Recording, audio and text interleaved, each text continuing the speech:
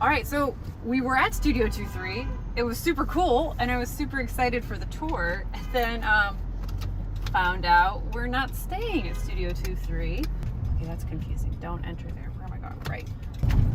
We're going to the governor's mansion, somewhere near and around there. Are there no stop signs in Richmond? I feel like there's no stop signs here. She said they're unloading now, the truck. The cops are there, so we shall see what the effect is. I'm waiting here till I hear so I can update social media and email 411. What's 411? Info? Yeah. What do you mean, like info? Like I call 411 for information. Call 411 for information? Yes. Who does I go to though? Oh my God. Who does I go to? Hey, we're gonna learn all sorts of shit today, Natasha.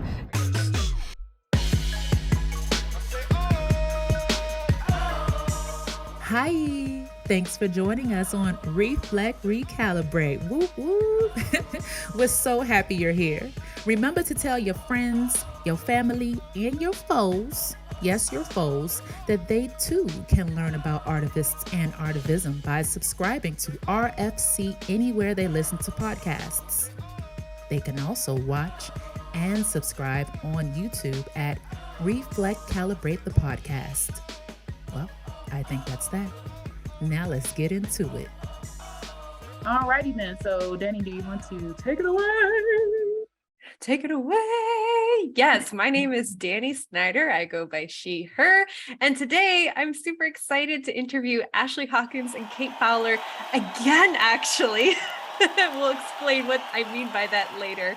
This is our second interview with them. And I want to give them a chance first to introduce themselves, who you are, where are you, maybe what you're wearing, and maybe even why are you here? My name is Ashley, as you just clearly said, she, her pronouns. I'm here in Richmond, Virginia at Studio 23. So if you all hear loud noises in the background, it's a washout booth happening. We're a community print shop. So there may be the noises of printing in the background. My apologies. I am here wearing my trusty red and black plaid shirt covered in ink. So when I step out of the office, I have, my built-in kind of apron shirt going on. And I'm excited to be back with y'all today. This is really exciting. I'm Kate. She, her pronouns. I am home with my kid. I am wearing a glorified bra top, I think. I think it's a bra from Target. I'm not sure. Ashley usually just wears a bra too, so we're safe. I'm in my home because I'm single parenting for a 9-day stretch. So I'm here with my 4-year-old. You'll hear him move through the space.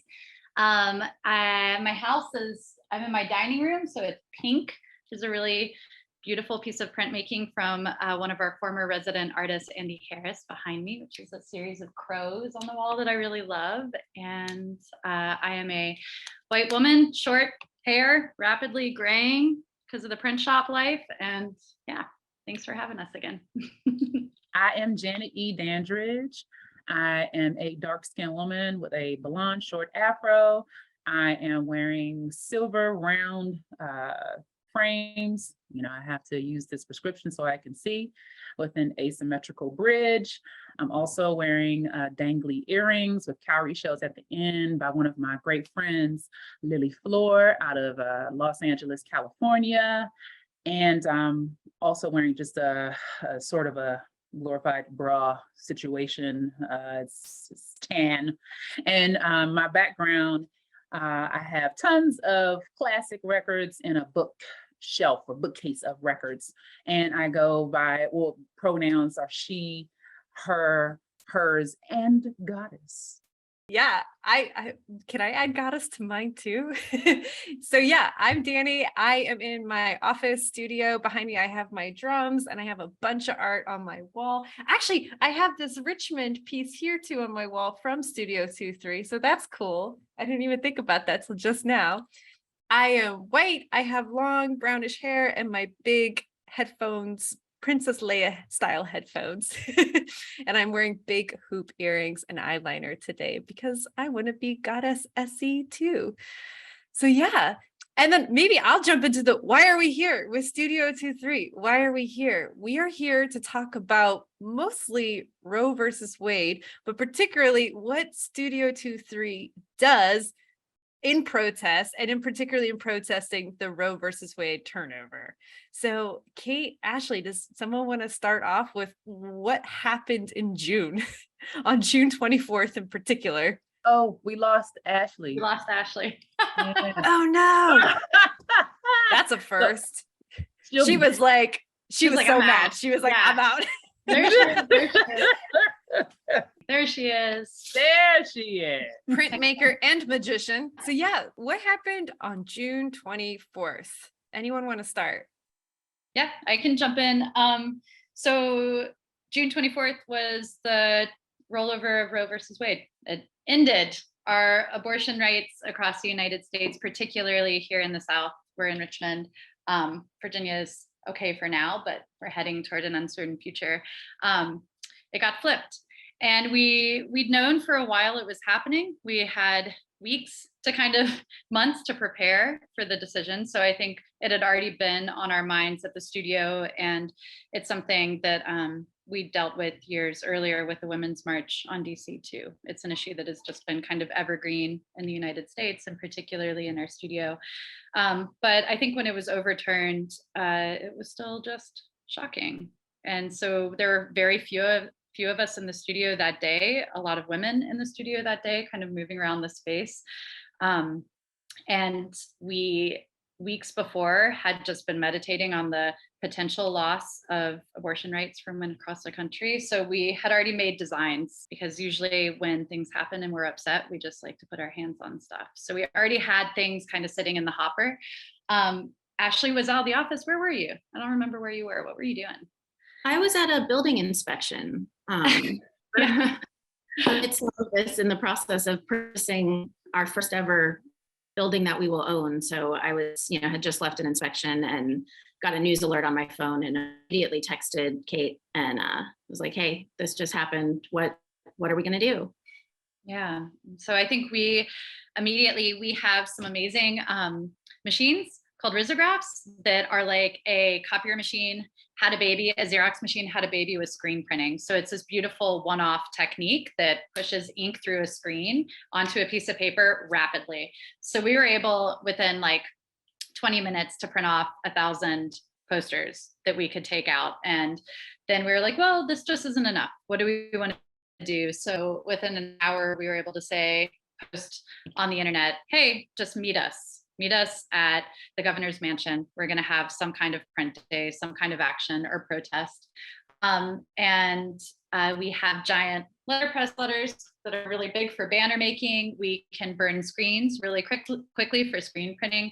So we were able to just assemble a bunch of stuff and throw it onto our mobile print truck and get ready to go out. And as the day kind of developed, other organizations across the city started to plan for protests at the Capitol. So we kept an eye on what was happening and eventually started chasing down the protests, so we didn't take people away from where the action was, but tried to contribute our energy and power toward a mass of people who are already growing. So we were supposed to meet with you all that day. You were supposed to be at the studio interviewing us in a quiet space, and instead you were kind of chasing us around the city. But I think they're just gonna pop up there because the police shut them down pretty quickly. The police shut them down. Okay. Yeah, shut down. Wacky, inky posters and shit. It's so dumb.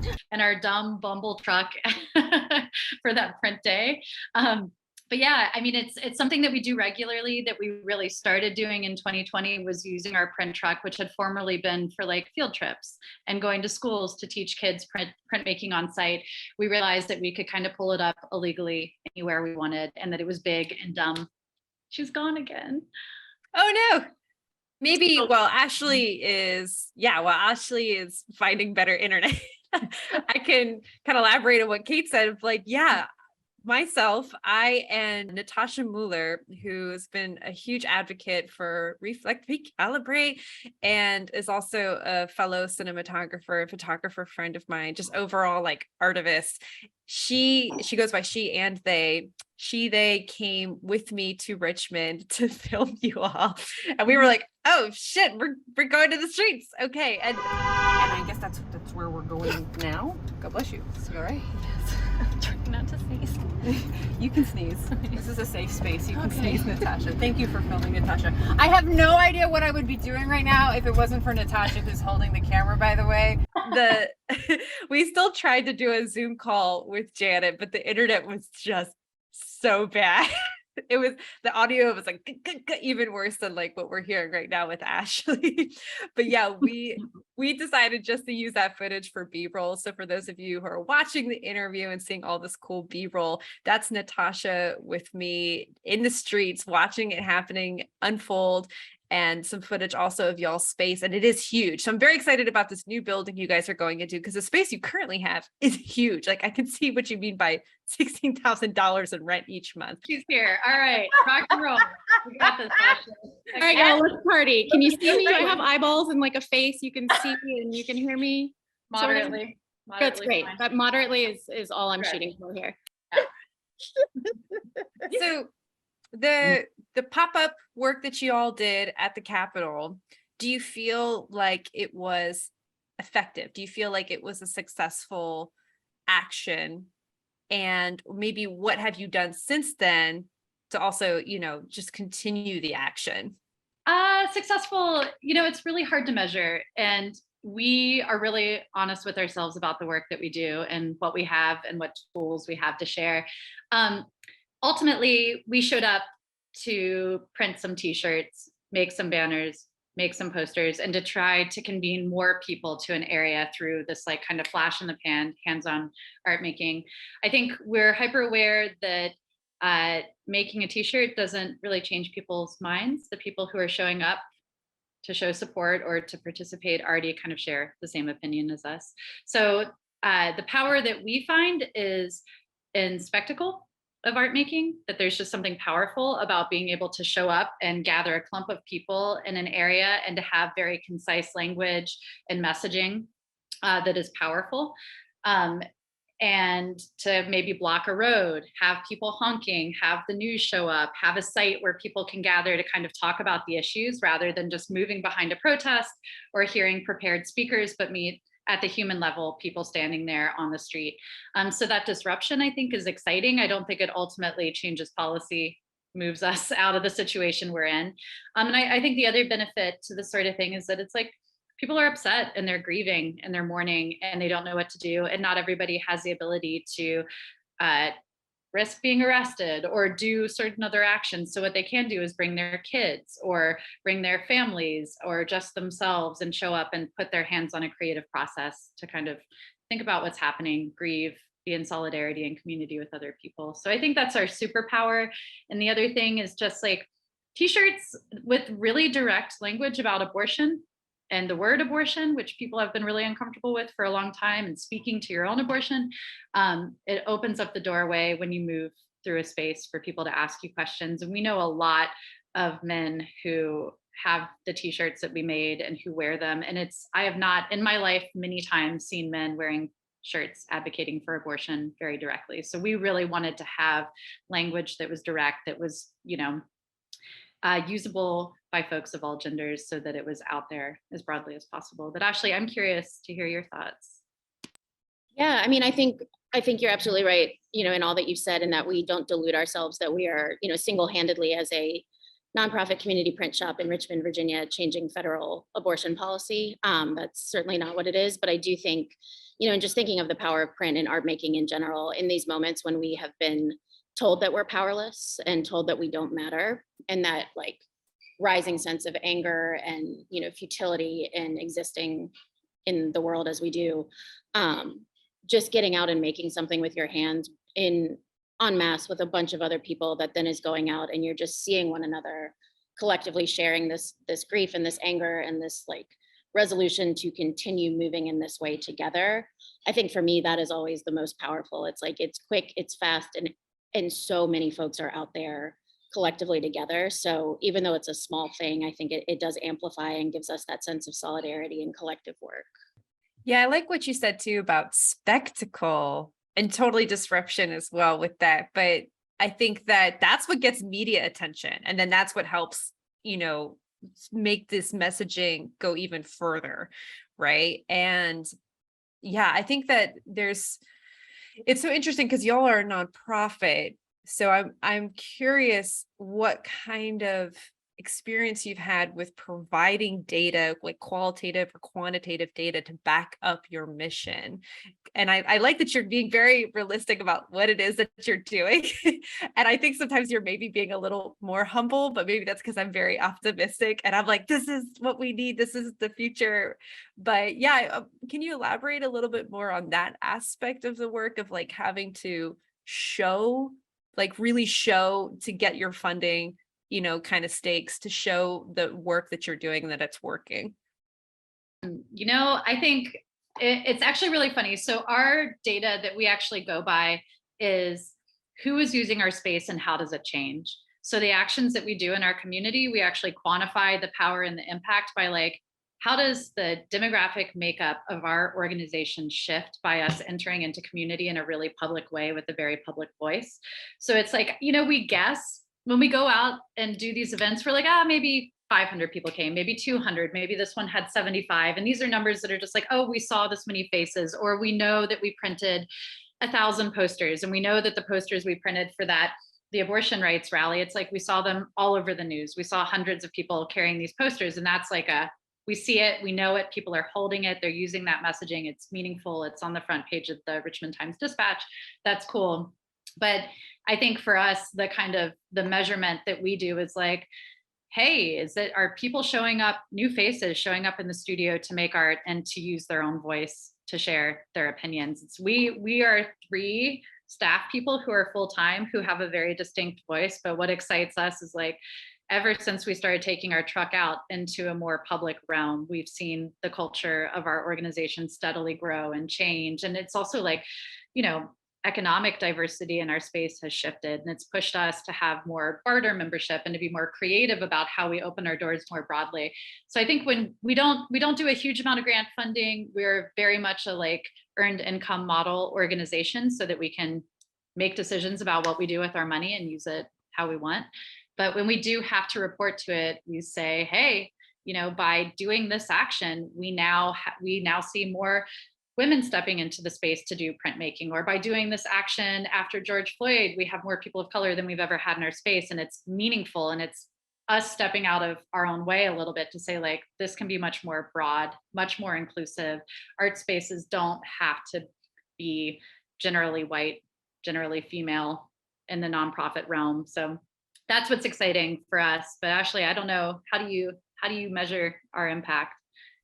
Yeah, I mean, I think you're right about, it's always sort of an estimate at events, and we know what we show up with, during the protests in 2020, it was thousands of shirts, thousands of posters. But I think Kate's absolutely right, that there were, I think, the number of things that people were printing and leaving with, where we saw them, like going out to other actions months later, and the shirts that were printed our very first day are still out in the community. So it's like there's this ripple effect of that work. Being able, I think, to also donate directly to boots on the ground organizations through print work was a really big part of our work in 2020. And that was, it's continued to this day, but it's, we're able to do work in solidarity and direct support for, abortion rights organizations, for Richmond Mutual Aid, for the Marsha P. Johnston Institute, and so that's showing how our community is showing up and investing, through purchasing these items that we're then donating to other organizations. And, that's been, gosh, Kate, what do you think, like $70,000 since 2020 that we've been able to give directly back to other T-shirt sales, which I love. It's like people buy t-shirts and they can cost us like $1 to produce and print, and then we can sell them for $25 and put that money right back. And so I think the scale of that is really cool. We try really hard to stay focused at a hyper local level with our donations, because we can see where that money goes the most directly when we say like, hey, if we give right now $6,000 to an org that's about to shut their doors, that is like tangible and knowable. Or if there's a bail fund during protests, we can see that money immediately, stop people from being unjustly incarcerated during a moment of protest. So I think that's a great quantifiable measure to me, and it speaks to other people's work too. Yeah, Kate, I do think your point to like the long haul of this work and like the consistency is our brick and mortar studio and who's here and who's using it. And like, you know, for me, the like benchmark is, does this, you know, the studio membership look like the broader demographics of our city, you know, and it may be, you know, closer to true during some times than others, but it's also like that has shifted dramatically since 2020, since being out there and being visible and being accessible as a place where folks can come in and make the work that they need to make and be in a community of like artistic support and collaboration. I think that's how we're always trying to shift the dial and to be cognizant that, you know, that is our like aspirational goal, that we're like this little weird, inky, arty microcosm of our town at large. You know, it's good to actually state that there is something that is changing with the actions that you all do through your work, through the shop, because I think it does actually make a difference for people to understand that, because the question is always, well, how does art actually impact society? What are you really doing? I mean, it's really not going to the level of government. But it actually does, because once you impact a person, like you said, the demographic has changed within the studio. Once that happens, people start to learn more. And then those people who learn more, they go out into their community and they start to educate other people. And then those people, some of them, a few of them, maybe even one of them is like, oh, you know what, I feel like I can do more. And they become a community organizer. Therefore, they get into the space of politics. And eventually it gets up to the point where this is impacting policy. It's a question that always comes up. And I think that it has to be understood that, yes, it actually does shift policies and laws. It actually does shift people's mentalities, because that's what the foundation of shifting what's happening in our world, that's where it actually happens, when people can think differently. Now, we know politicians are politicians, and it's always difficult because it's like, you all are not the voice of us, because guess what? Even though people, the majority of Americans in the United States were like, hey, we want to keep Roe versus Wade, it was still overturned because of these antiquated ideologies that this small group of people can speak for millions of people. It makes no sense. You know, so I think what you all are doing, I know, is definitely making an impact. And I don't ever want to diminish how big that is, you know, and I feel like as artists and people within the community, we have to always uplift it and understand that's what we're doing, and just always speak to that, you know. I do have a question, because it is interesting to me that a print shop, you know, became involved in this type of work. So can you speak to Ashley or Kate, just the story of Studio 2-3? Sure, I can do that. That's usually the me answer. So we started in 2009. So it's going on, I don't know, what is it, 150 years now? 13 maybe. And, you know, just with a few other artists right out of undergraduate, we'd studied painting and printmaking and had all sort of fallen into printmaking and loving it, in that it wasn't precious and it was inherently democratic, and that you could make multiples, that you could make tangible, like functional objects in the world. And realized that there was no place to do that here in town outside of, you know, paying basically for a professional art degree. And then even then, after 4 years, you got to skedaddle. So we started in about 400 square feet. We shared all of the equipment, borrowed presses, split the rent from, you know, restaurant jobs, and, you know, did this sort of, if you build it, they will come community print shop edition, which has obviously proven true. You know, it's been like slow and incremental growth, and in community and like through relationships with other artists over the span of the past 12 years. But now we're home to 140 folks who all have 24/7 access to the space, who come in at all hours, who make wildly different things. But I think that it's been this growth in community that's been really, really powerful, and in the like throwing the doors open essentially to anyone who wants to come in and use the space has been really powerful. You know, like we'll give tours and we say, you know, there are 140 people who have 24/7 access, and people are like, what do you do about security? Like, are you worried? I was like, what's going to happen? And we're like, you know, it's honestly, it's truly a community. I think folks have a deep sense of ownership of the space because it is their space where they work, where they create their practice and, you know, their community of artistic support. In 12 years, one time somebody left with a Nebula projector and we sent an email and said, hey guys, that was expensive. Can we have it back? And it appeared the next morning. So, you know, I'm like knocking on this table, but like that's the extent of issues we've ever had. And I think that's just evidence of the fact that like this is built in grounded real relationships by people who are working, you know, in alignment and not necessarily together. Sometimes they are, sometimes folks connect and launch businesses or actions or efforts through, you know, being in this space. But it really, I think that sense of ownership and that access anytime that you need it has been incredibly powerful. So, you know, the print shop is sort of the tool by which we build community and build, you know, build out and build awareness of, you know, issues that are going on in the work of this organization.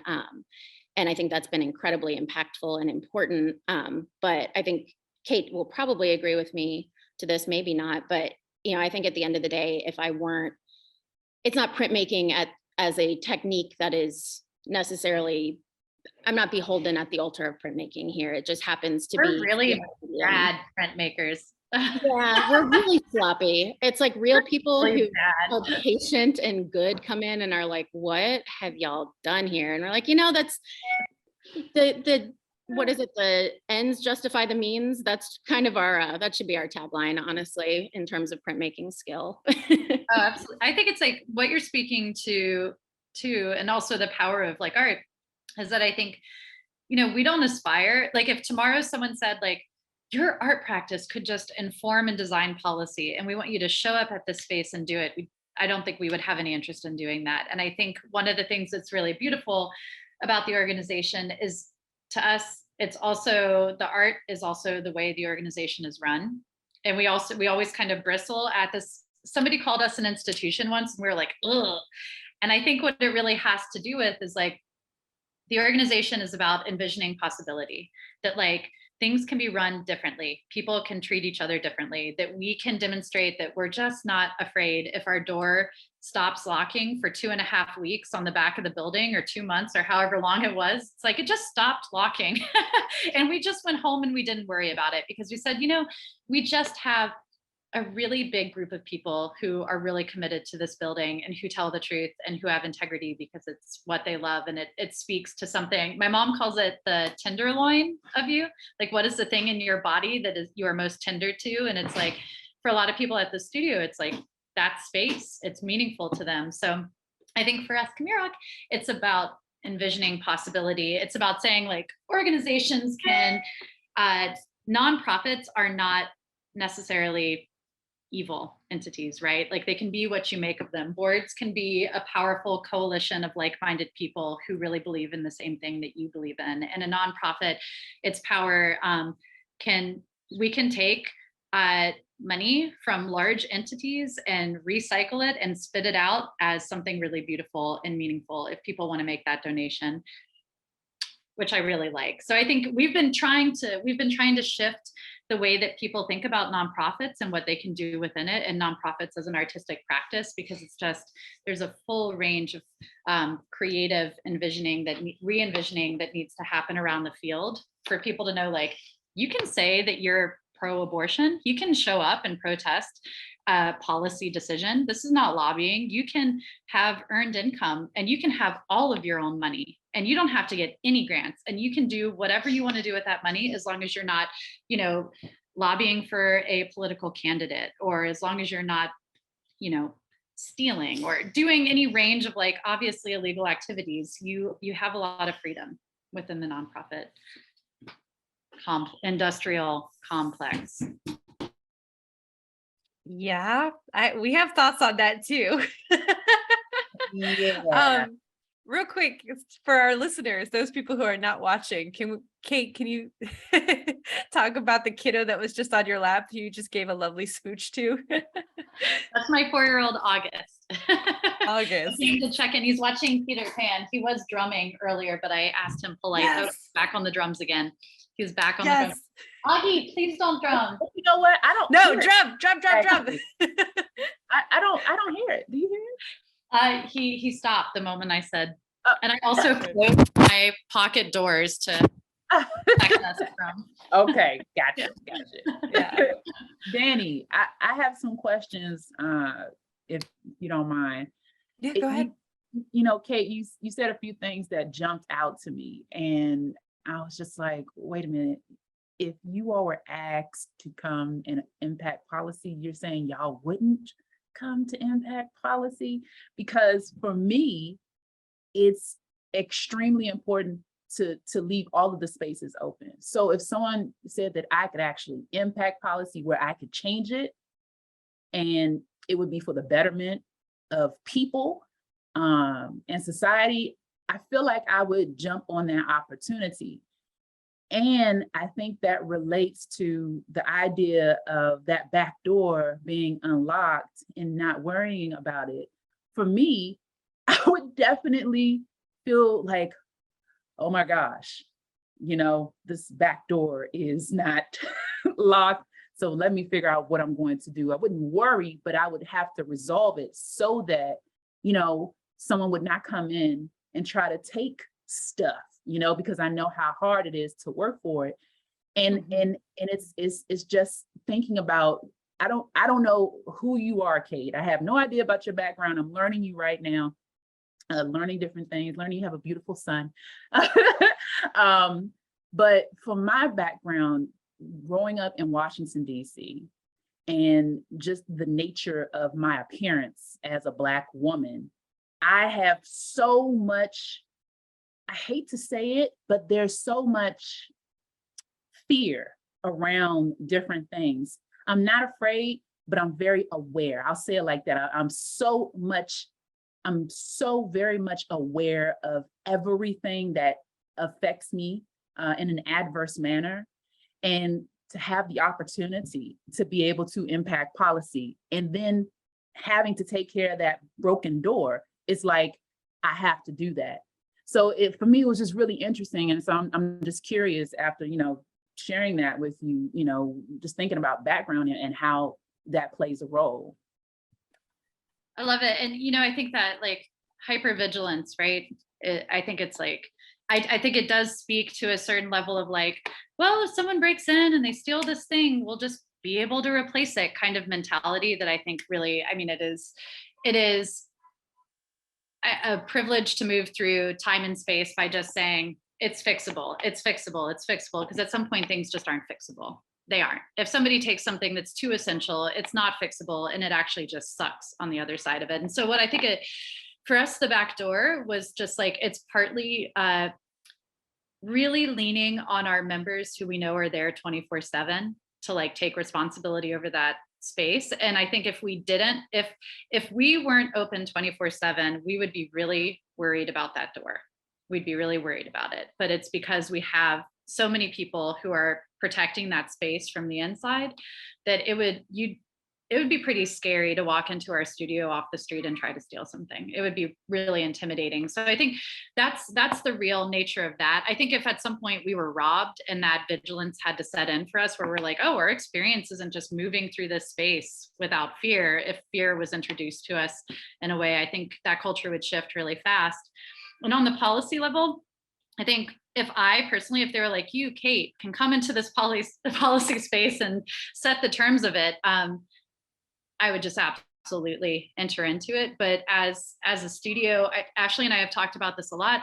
It's like, I am always really hesitant to do any kind of art practice that folds in like certifiable social work or anything like that. Anything that brings in somebody who is a certified professional institutional worker, we very seldom move them into this space. And it's something that I carried in my former job too, where it's like, we just have a lot of freedom and our members have a lot of freedom, and the artists around us to kind of push the boundaries of what is acceptable, what is legal, what is right, because we don't have this oversight from a professional body that is required to intervene or to change course. And I think if we as an organization showed up in our like Hillary Clinton padded shoulder suits and said, Ashley and Kate and KB are coming in from Studio 2-3 to decide on this policy, it would actually really change our liberty, how we act in the streets, how we show up, our anonymity to some regard. And so I think as an institution, I would, Ashley, you might have completely different aspirations in that regard, but for me, it's like, I just wouldn't want to do it. I want to keep driving the Bumble truck on the strip in the middle of the road. And I want to keep showing up with wheat paste at 7 a.m. to dorky looking moms as cops drive by, like, what are y'all doing? You know what I mean? That's my ideal. Yeah, I mean, I think both and to some degree, like I'm thinking of just like the places that we have shown up. And I think there's like, you know, the Hanover County School Board meeting with giant banners that said protect trans kids. Like we are in effect there to impact that policy, you know, that they are making discriminatory school board policies that, you know, to the detriment of trans youth, you know, and in partnership with other organizations, you know, that are working strictly in that field and that do have social workers and that do have this, like, you know, like narrow professionalization of either being in lobbying and in advocacy as like their field. But I think we always try to come to it, like Kate said, in the most, I don't want to say loosey-goosey, but the most liberating way that we possibly can, to work in partnership, to work alongside those efforts. So I think that and like with Roe v. Wade, with the print day, with being outside of the Capitol, like, yes, the hope is, you know, that by distributing thousands of posters, that policymakers will say like, oh, wait, we need to like codify this into law. We need to work harder to stay in office in Virginia to make sure Roe doesn't get, you know, the right to abortion doesn't get overturned here in this state. So I think it's not that we, or for me personally, not that we don't wish to do that work, but that we wish to do it within the lane that we are comfortable in, which is inky and sloppy and popping up and like working alongside other folks who are like deeply, deeply rooted in that work every single day. And I will say about the door, we didn't know it wasn't working the full 2.5 weeks, Kate, dang it. It was like, it was a couple days. It was like bouncing back open. It like did not even enter into the frame. Thing wasn't going in the hole. And somebody eventually was like, hey, did y'all know this? And we were like, oh, huh. And they were like, yeah, it's been a while, like at least a couple weeks. And we're like, okie dokie. It's a great metaphor though. I'm trying to be more flexible in my thinking about how, you know, one policy might work for one small group of people, but not across the nation. And that's why Roe versus Wade is such an interesting topic, because it's like a lot of the Republicans are saying, well, this will just give states more power. And I guess I'm wondering, like, maybe real quick, like what your thoughts are on that too, of like smaller representation, of also like having systems that are like the community maybe decides what is the system that works best for them, smaller communities making these decisions. I don't know if you want to elaborate a little bit on that. I want to jump in real quick though. I didn't articulate that very well. I'm sorry. No, yes, you did. Very clear. Very clear. Yeah. Help me, Janet. Help me, Janet. If I don't say this, it's I don't feel like I have a choice not to participate. And I feel like all three of you, just off of appearance, have a choice. And I have to say that because, again, going back to that door, like you said, Kate, if you experience that kind of violence, I experienced that kind of violence since I was a little girl. Just the taking of anything and everything that represents me as a Black person in the United States of America. And I, like I said, I would be remiss if I didn't say that, because that is a very important point in thinking about speaking for a whole group of people. I understand like completely about people speaking for a group of people, you know, not having a voice and just taking advantage, taking over, taking bodies, doing whatever they want to do. And so I wouldn't want to speak for everybody, but I would have to speak on behalf of the experiences that I know I've been having and that I know people like me have been having. And I'll leave it at that, because I think it's important to recognize that in this particular conversation, how we move about our practices and how we utilize our voices in the spaces that we have. You all have this large space. I'm not sure how many people who look like me have these types of spaces. I know one person in Los Angeles, and then their space was taken from them because the owner sold it during gentrification. And the people who moved into those spaces don't look like me, don't look like my friends my friends in LA who are, Latina, Latino, Chicano, Chicana, Indian, Chinese, don't look like us. So it's important to keep that in mind when we're thinking about, how can we move about these spaces and impact policy, Yeah, and I think it brings about the bigger question of and something we grapple with a lot at the organization is because we're all individually very political. And I think it's what is our individual voice and what is our organizational voice, and how do we move between those spaces, and what entitlements do we hold in those spaces as individuals? Because it's we are also speaking for 140 members, many of which are also people who are dealing with the same questions that you're dealing with. And so we are constantly kind of ebbing between, because when we say Studio 2-3, we're talking about 140 people and ourselves and our board. And so it's interesting. We have definitely been pushing the buck on it, in the past, I think because of hesitation from former board members maybe, and because of like not quite understanding the freedom to just have a voice, we've hedged a little bit more on being really pointed about what we believe in and saying like, oh, actually, this is very significant to us, and we're going to show up and we're going to redirect money in this direction.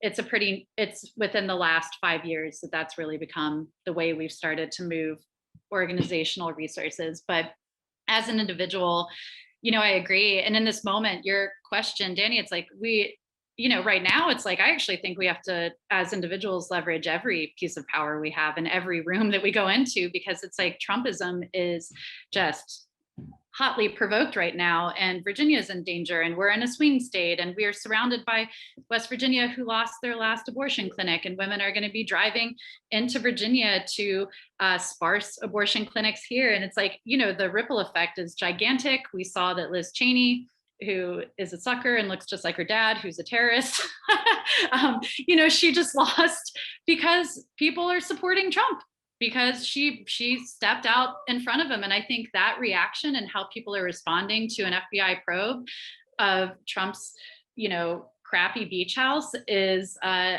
really big indicator that exactly what you're saying, Janet, is like, anytime you have any individual political power and knowing and knowledge of how people abuse it and the violence behind it and how they steal it, it's like all of us have to show up all the time within our spaces and use whatever political power. And for Ashley and I, it's like the only power we have is kind of hiding behind this organization right now, right? But yeah, I fully agree with what you're saying, is like this is not a moment where we can say we're going to do participatory budgeting in Richmond and change the course of our city over a decade. It's like, no, we actually have to be organizing people to vote against the Republican candidates who are Trumpers, because we are in danger. And this is why we have Kavanaugh, and this is why Roe versus Wade was reversed, and we're in like active danger every day. And it's 2 p.m. and Janet has to go. I know. Guys, there's so much to talk about. In fact, I might ask later if we can do a social media post to elaborate a little bit more just about burnout, because you guys have done a lot, and I'm very curious how you've kept yourself from burning out. So we might have to make that a social media conversation later, if y'all don't mind participating in that, because that's a really important question we like to ask. But we do need to jump to our final question. Yes. Janet, do you want to introduce it? Yes. All right. Oh no, I did it. Oh no, you jumped the gun. We like to bring out the unicorns. Now Janet and I have these fabulous unicorn, sparkly university unicorns. University, is that it? I'm making a word. and you hear my baby, he wants me, so please Danny, ask the question. Yes. And okay. myself. the baby's just making it more magical. Babies make it more magical. So we always like to conclude our podcast episodes with this question, this magical question. In your utopia, there would be. Okay, well, first, millions of that same baby who is precious. But, per the conversation today, I would say, healthcare and universal reproductive rights and access to them for all, whenever needed, forever, for free.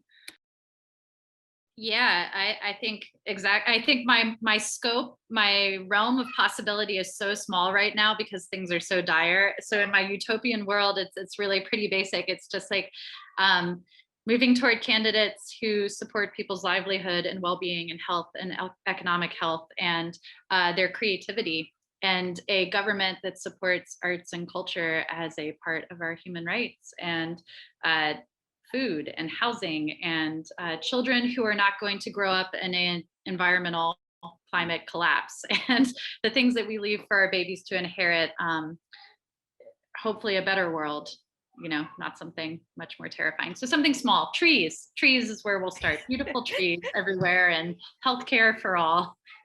Trees and t-shirts. Trees and t-shirts, yeah. And we can recycle t-shirts, that's fine. We can make this happen. That's hilarious. Well, Kate, Ashley, thank you so much for being here today. Thank you for staying a few minutes late. Thank you. And entertaining Janet's baby as well. And we will definitely be in touch on the social media, how can people find you? Real quick. At Studio 23, all spelled out, Studio TWOTHREE on Instagram or studio23.org. I want to do my shirt. All right. Is that okay? I don't care. Okay, good. There we go. Oh my God, look at this. Ew, Danny. It's hot as hell out here. All right. Press down. What are you looking for? This way. I don't think I'm gonna go on. Yeah. Yes. Poppin'.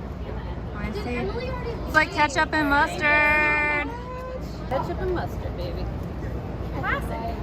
Let's see, Danny. It's all right. I don't mind. Let's see. Thanks for tuning in to Reflect, Recalibrate. Don't forget to follow us on Instagram and to subscribe to our YouTube channel. That way we know that you love us. But for real, that we always know when to reflect, recalibrate. Also, don't forget to look in the notes to this episode for information on the apparel that we're wearing, the resources that we give in the episode, as well as a PayPal link in case you decide to send us some love. It's always super duper appreciated. The more love that we can get, then the more resources we're able to provide you all. Thanks again.